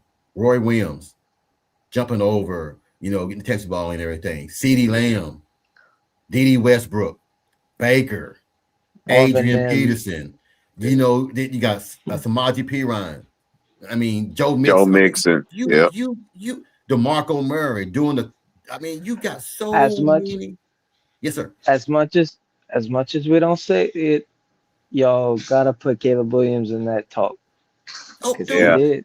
Hey, no. He did against much Texas, respect. Man, much respect. Because that cat trolled that kid that was from Texas. Hey, a freshman, there's only one other freshman that's ever done that. And you know his name. No, he played for Clemson. I'm just saying, a freshman to come in here and just demand that. But Caleb Williams is a cheat code. In one half. He's a cheat code, dude. Even though in the freaking NFL, he's a cheat code. Oh, yeah. Dude that lets you know that dude was special to be doing that right now in the NFL. As much drama he brought to himself, he pretty much backed it up. Now, I'm gonna say this, and this is crazy, and don't get. I'm not trying to hate. Can you imagine what Caleb Williams would be if he had somebody like Pete Carroll as a coach, or someone like a coach that was Lincoln ain't a coach. Lincoln's an OC. He ain't no damn coach. Yeah. I mean, a coach that, because Caleb ran everything. You can't tell Caleb shit. Lincoln couldn't tell him nothing. But you need a coach, man, like Saban on Caleb Williams. He'd have been a cheat code, man. Because he'd have made him work. He'd have made him, I'm just guessing. I'm just talking. Yeah. But I'm just thinking that a better coach makes a better player. But I will think of a coach that would pair up with him. Yeah. But I will say this, Coach.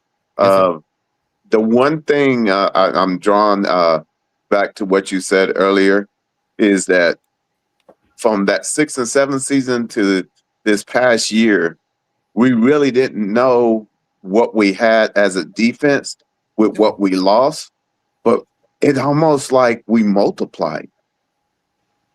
But look at what we lost, though. We lost probably one of the best defensive ends in the last 10 years. Is R. Mason Thomas up there with Eric Stryker? Oh yeah. Is he up there with Okinawa? How you say his name? Owaronkwor? Owaronkwor. Yes. Yeah. He's in that folklore. Yeah, no doubt. Owaronkwor. Yeah. Or Should we say easy? I mean, let's just. I mean, okay, they're saying yes. So I'm saying there's a lot of. I mean, who was the hardest hitter in the last 10 years for Oklahoma in you guys' mind? Last 10 Hardest years. hitter? I ain't gonna lie. Perrion Winfrey was that dude. He made some big hits. Okay. I don't think that's. I mean, y'all, some more guesses. Go ahead, TP. I don't have one. Honestly, I don't have one. And Hardest then hitter? Nick Benito.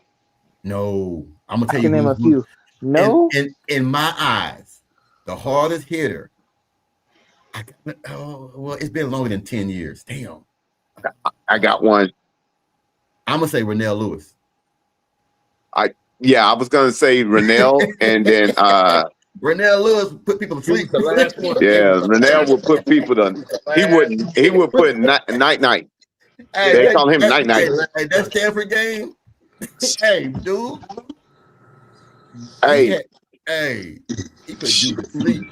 Yeah, he be hurting people. hey, I'm not trying to blow your head up, but Reggie Powers III, Hey, you that dude.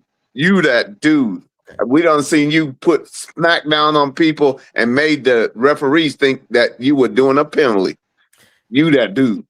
that right there is a good question. Oklahoma would not have gone 6-7 in Brent Venables' first year if Caleb Williams stayed. and also Lincoln Riley would have probably went 7 and whatever if Caleb Williams wouldn't have been there. Dude, he's doing it last now year. in the NFL, and he's Caleb only in Williams covered a lot of shit up. he only in year 2. He only in year 2 and went to the damn Caleb, NFC playoffs. Dude, he is a covered cheat a lot of code. shit up Lincoln Riley's last year. Yes, he saved Lincoln Riley's ass. Lincoln got a raise because of We him. should have lost to No. Kansas. Kansas. We lost to Kansas? Kansas without him. We Yes. lost to Kansas without him. Yes. We lost to Texas. You lose to Texas without him. without him. Lost I Texas, too. mean, that's 2 games right there. It begs to differ. I'm gonna say what somebody else said. Lincoln Riley has cost Oklahoma at least 2 championships. At least 2. No, I think it's more Alex Grinch cost Oklahoma 2 Yeah, championships. that too. Yeah, But hey, he's the head coach. Right. It falls on the head coach. Yeah. Well, I mean, we can That's sit what here I and was do thinking this about all earlier, day, like- man. I just feel like he's I don't know, man. But looking at now, just going to full speed ahead. I know I got a few minutes. I want to throw it in here real fast because I wanted to get my brother on here, and that took a little bit of our time, but I wanted to make sure that he got his stuff out. I got to ask you guys this question. Oklahoma next year will go blank and blank. They will go blank and blank. Like a record? Yes. You already know I'm saying 11-1. You already know. Don't do it. TP, hold on. You were 1 game away, so I can't get mad at you, man. You were 1 Exactly. game away. Matter One of fact, game away. In a game that we should have won. Coach, I said 11-1 yesterday. And you got kicked off. Timeout. What? Yeah. Off of happening? J-Row. Jason cut him up. Hey, dog. Hey. Put me in timeout because I said 11-1. Hey, hey, Jason, he's still a little hurt from the way we ended. Wait. No. The funny part is Mrs. TP in the background. She said, "Can I get the timeout button for his ass?" Yes, she did. And Jason's like, That's messed up. All right, Bishop, what you got? Yeah. I'll put it like this. I believe 11-1, but I know for a doubt 10-2 with the schedule we have. No ifs. How? You know, I'm gonna get asked this question about 5 more times during the offseason. So fuck it. Texas is number 1 right now. We going 12-0, bro. Fuck it. All right, Dwayne. It's preseason, He said bro. 12-0. It's preseason. It's preseason, bro. Yeah. I don't know about that one. Okay, I'll TP. I mean, Dwayne. I'll say 10-2. I seen that text you has put out, Bishop, about the our quarterback is going with the quarterback guru. So Oh yeah, I'll he's wait there. and see. Yeah. He's there. Yeah. TP will love that. I know he would. Look, I told y'all, man, as a dog, all of us who play sports, I'm pretty sure we know we are dogs because we know what we bring to the table. Yeah. Arbuckle and Mateer had to know he needed some help. He needs some help with his mechanics. He needs it. And it's not just for next year. It's going to help you in the years to come. Yeah. Because you can't do that. If you can't do it in the college, you damn sure can't do it in the NFL. Okay. They'll eat your ass up throwing sideways and jump throwing. You can't do that. So I think, man, they need to get him there, man. And for Jason Witten to come in and get 3 good tight ends, the tight end that we got from Florida, man, that's 6'8". That's different. That's a factor right there. And loves the block. Well, he plays in the SEC for 3 years, so he knows what that requires. Switching subject, which I know is stupid. I'm everywhere. What do you guys think about the new coach of Florida not allowing his players to wear Florida gear? Huh? Yeah. You ain't heard that? No, I didn't. I have. Coach Stoops did that one time where he told him he wasn't going to put their names on the jerseys at one time. Make them earn it. Okay. I think that's like an old school tactic of I don't know if you ever played high school ball and like the coaches didn't let you, like we had in Cecilia we had a C on our helmet, and a lot of times we couldn't wear the C if like we were JV or unless we like made a big play or something like that. Like we had to earn the logo on our helmet. No. As far as practice goes, I don't think he does it during the game. Obviously, I think it's just No, from what he said, they cannot wear no Florida Gator apparel until they earn it. I thought it was just a logo. Like you couldn't put the Florida Gator logo. Apparel. Damn, Anything. I didn't know that. What? Anything. I ain't gonna lie. That's kind of wild. I thought it was just a logo. Sounds like a rule he made up after the transfer portal closed. Now, correct me, guys, in the chat if I'm wrong, but from what I read and everything, they cannot wear any Florida Gator apparel. Yeah, I thought from what I read, I thought it was just the logo. Like the logo couldn't be on like the helmet or anything. Hey, it could be worse. You could be at Prime where he finds you if you do. Man, look, I love Deion, man, but Deion sometimes, man, is thinking outside the box. And I get what he's trying to do, but a lot of these coaches got to realize, man, it's not the 90s no more. It's not the early 90s and early 2000s no more.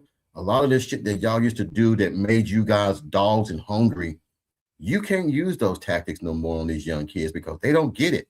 They don't have the dog no more. You mean to tell me that I make more than my coach? What can you tell me?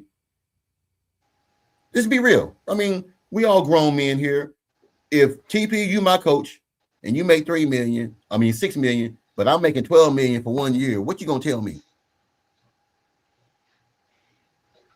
Well, I respect you, Coach, so I'm gonna listen anyway.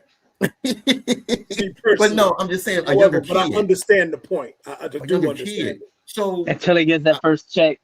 Yeah. And okay, look. Okay, I remember a few weeks ago talking about this kid that I had to go talk to his mom and dad. Okay, he got his first check 2 weeks ago. Okay. Mom called me and she was like, okay, this was more than what we agreed upon. And she's angry about it. And I'm like, if my job tells me I'm supposed to make a certain amount of money, but they give me more, I'm not calling HR to say, hey, y'all overpaid me.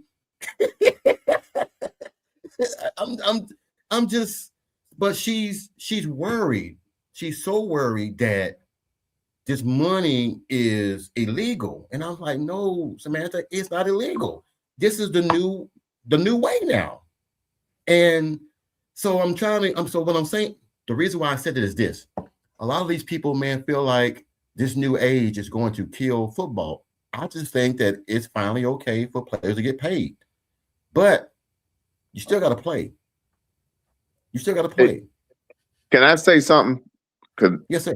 I'm okay with them getting paid, but understand a lot of them haven't came from it. So they still need to be taught how to manage it. If I know how to manage it, my thinking is way different. But if you give me some money at their age and I didn't have that upbringing, boy, look out. I don't care. If I didn't have the upbringing, whatever, I'm gonna be the only one handling my money. They need DMAC services. True. Isn't that what Mackey do? Yeah, Yes. yeah, he does. Yeah. They need Yes. DMAC services. Or just come and talk to them and try and encourage them to do X, Y, and Z, or some guidance. They need some guidance from DMAC. Or they just paid you $5 million. Go take a damn business course. Handle your own damn money. Handle your own money. So But see that. I'm a firm believer in everything, man, is that I don't trust nobody with my paper. But me and I get that, Coach. But we're talking about 16, 17, 18-year-old freshmen. I get it. And understand, for me, what I would like to, and it's going to case-by-case basis, is that I know that the program we have set forth, one of the deals is entrepreneur and how to manage money and how to be better suited for the current deal. So I know they do that, but I still, a lot of times, my concern is when a freshman is earning more than a senior, that's where I'm glad we got Nagy, because he knows he's been well equipped to now be well versed and make sure that doesn't become something, because that can be detrimental. He been begging to come in. He been begging to come in here. He been begging to come in here. Let me say this to what you just said, Bishop. Go ahead. Because that could lead to something dangerous. Yeah. And that's a rookie or a freshman salary cap. And let me tell you why it's dangerous. Just for the NFL example. Let's look at the NFL example first. With the rookie salary wage already set in place, the owners are stealing from the players. It came into effect after Sam Bradford signed his big deal in 2010. And the dumbasses in the union were complaining. How does a rookie come in making way about he ain't done nothing? So now what they did, they said, okay, well, let's get a rookie salary cap, salary wage. And now you got to work 4 years to even renegotiate for the 5th year, because it's good. It's good for 5 years. Now what happens is you become a running back in your 6th year, 7th year. They don't want you because they can get somebody on the cheap coming straight out of college. Now you've priced out. You can't even effectively negotiate, because they're going to say, well, we'll just take the cheap way. So again, salary cap in any form should be illegal and should never be agreed upon. Never. Right. No, I get that. But here's the caveat. How do you manage like a team? Talking. Yeah, yeah.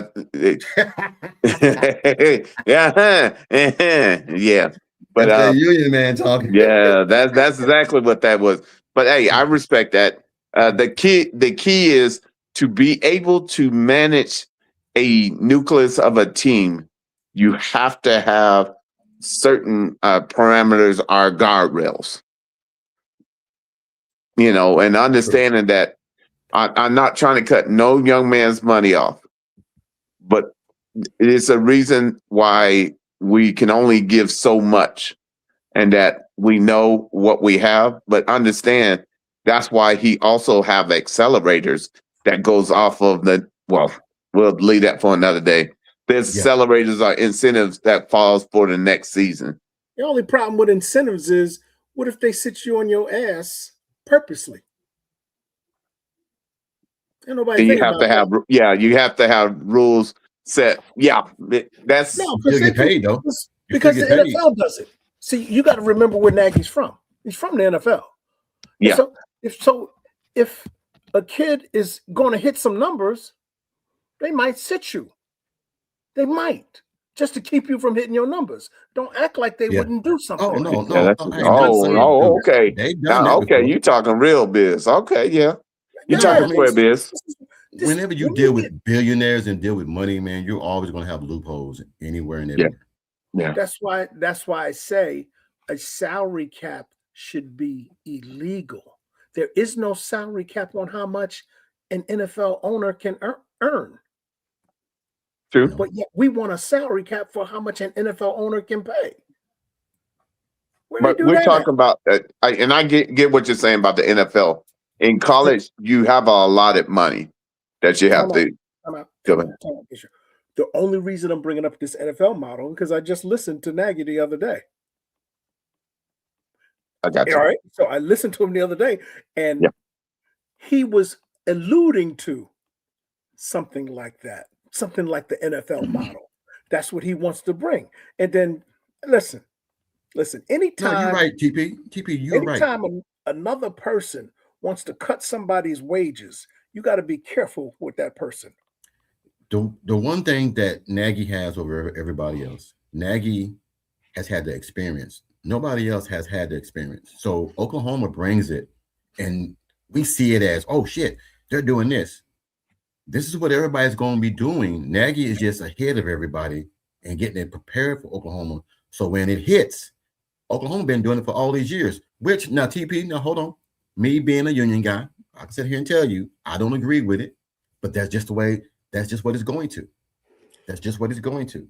Because the NCAA dropped the ball and did nothing.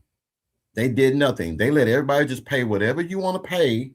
Then people start complaining. Then they were like, okay, we got to do revenue share. We got to do this. We got to do that. Okay.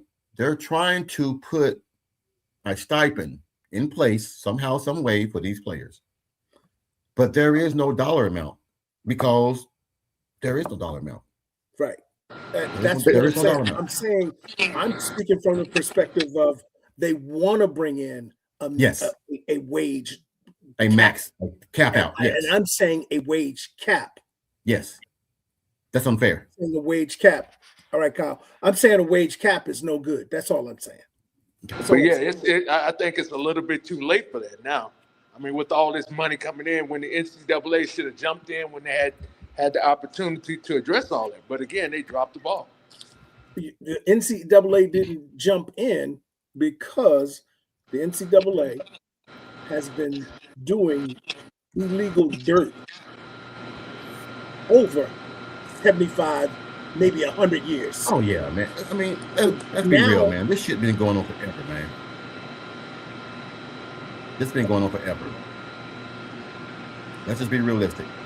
It's been going on, TP, since the 60s and everything. It's been going on since the 60s and everything. How these people are getting paid. Coaches are being paid all this money. Boosters doing this. So I think it's very unfair, man, that after all these many years, the owners have made so much money. The school has made so much money off players. Now, people are like, okay, they can get paid now. But there should have been from day one. This is the highest a freshman can make. This is the highest a sophomore can make. This is the highest that a junior should make. And so they didn't do that. So now you can't come back now and say, okay, we're going to do this. You can't, because you've already opened Pandora's box. You've already opened that box and start paying people money. So hey, it's gonna be a hard pill to swallow, man, for some people, man, going forward. But I think it's just very unfair, man, that you're gonna sit there and say it has to be a cap on what they can make, while the schools are making a lot more money because the players don't get none of that TV rights. Players don't get none of that TV rights. That part right there. That part. That's right the there. most money that why you can make right there, TV rights. That's why I keep saying any type of cap, I'm sorry, Dwayne. you Sorry should about fight as hard as you can to keep a cap away Yeah. from your system. Players should fight. that. Okay. All right, guys, we've been going on for an hour and 56 minutes. I'm about to get my buddy here. It's 10:34. I agree with you. You shouldn't penalize the player for getting paid. I mean, I agree No. they should have been getting paid, you know? Well, look, for those of you who don't think players have gotten paid in the 70s and 80s and 90s, you need to slap yourself. Because we've all had those quick walks to our bedroom and look up under our pillow and there's an envelope there with something in it from what you earned from that ball game. Now, I'm not saying that I got that. I'm just saying that has happened before. So going forward, man, I just think that the NCAA got to do a better job of trying to license this. Leave it up to the programs. Leave it up to the colleges, up to the schools. If they want to pay their players X amount of money, that should be them. I don't think the NCAA should have any say so in that. So in the final analysis, this all started because the NCAA was too damn greedy, and the universities were too damn greedy. They selling jerseys. They selling Chris Webber jerseys. He'll tell you the story from 30 years ago. They making agreements with EA Sports and the O'Bannon twins. they in the game, look like them and everything in the game. And they don't get anything from it. So all of this is the greed of the universities and the NIL, and this is why we are where we are today. You know, they got to pay for the greed that they abused years ago. Simple. Yeah. All right, guys, in closing, Dwayne, you got anything you want to say, man, before we get up out of here, UTP? I guess the one I just wanted to say about the quarterback thing, and there was something else, but I couldn't remember what it was. Let's see, it was something. What quarterback? No, when Material was going through his training or whatever. Oh yeah, I now remember. What do you think about this thing with R. Mason not going to the bowl game? It ain't gonna hurt his draft stock now. You think he did it? You think he did it for his protection? No, because when you've done what he's done in the SEC, and what Nick Benito is doing right now in Denver, and what some more guys are doing for Oklahoma, he's not gonna hurt his chances of going to the NFL. Oh, okay. He's already a first round. Okay. So I guarantee he's a first round. Huh? Even with Bill Bedenbaugh going up there to find out from Indiana, that's just a training, right? He went up there. He just went up there to look at some of the formations and things like that. That's what I was told. Now I didn't. Oh. I was told. I've been trying to find video. I've been trying to find something, but taking somebody's word of mouth. If that's what he did do, I like it because it just shows that he's not set in his ways. It just shows that he wants to get better. But like TP said, we were talking in private. He hear his name being talked. he hear those chirpings in the back about how the offensive line didn't do this and didn't do that. So that got to hit close to home. So if I'm an OC and our team is doing real bad on the offensive side, and I'm hearing the fans talk and podcasters and people talk, that hits me close to home. So I got to get better. So I go to a place where I feel like they've done it at the highest level. And I go in there and I learn to see what formations and how they run things. So I like that, the idea that he was down there. Yeah, that's all I had. GP, anything you want to add, big dog?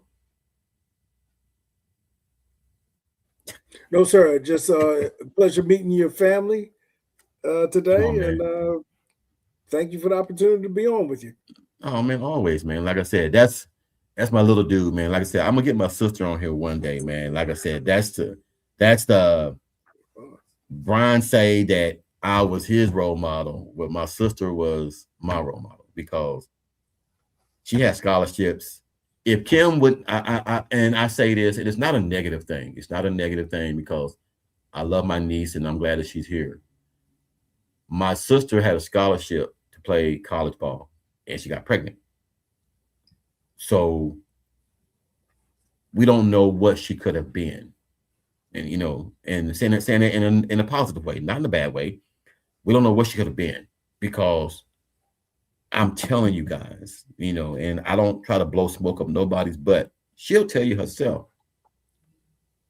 If you say anything about Sparrow and basketball, and they say pick a player, past, present, dead or alive, from Sparrow, Oklahoma, girls, just her name's the first name.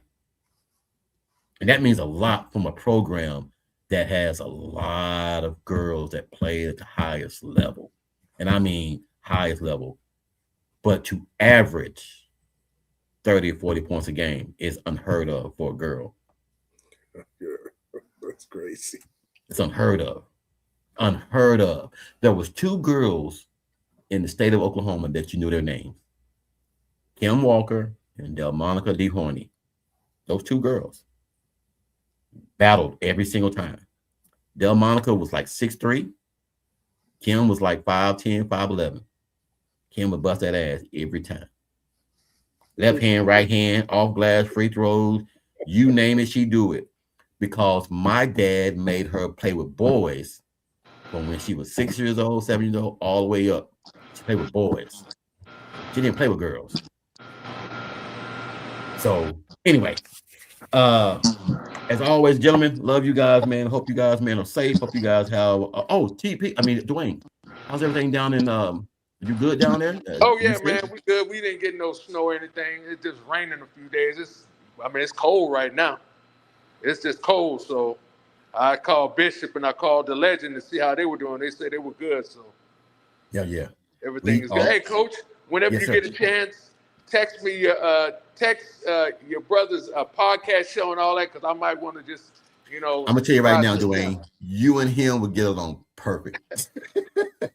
For real, you and him would get along perfect. You and Brian he is. I mean, I'm telling you. You think I'm joking? You two can talk forever, and it'll be like y'all have the same thing in common. Yeah, because he mentioned some things about. I know you were talking about your father. And I never met my father, and so I've had to learn things a different kind of way because I grew up with a mother until I was 12. My mother got married to my stepfather, but that's for another time. So, but then at that point, I had to learn different things. So we'll come on one day, like me and TP and Bishop. We pretty much be in the green room about 20 minutes before. We just chop it up, talk. So yeah, man. Whenever you want to chop it up, man, let me know. We'll jump on and everything, man. We'll talk. No problem. All right, man. Well, man, as always, man, love you guys, man. Hope you guys have a wonderful night. Stay safe. And until next time, guys, it's Coach Riggs and TP and Dwayne chopping out. Guys, be safe. Oh, Texas sucks. Yes. Hold on. TP. That jersey that I got back there. Yes, sir.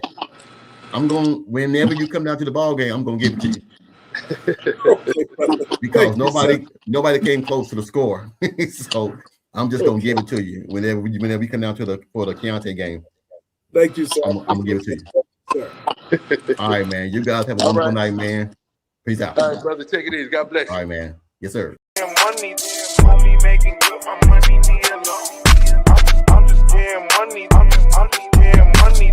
Money making good, my money need alone. I'm just getting money. I'm just getting money. Money making good, my money need alone. I'm just getting money.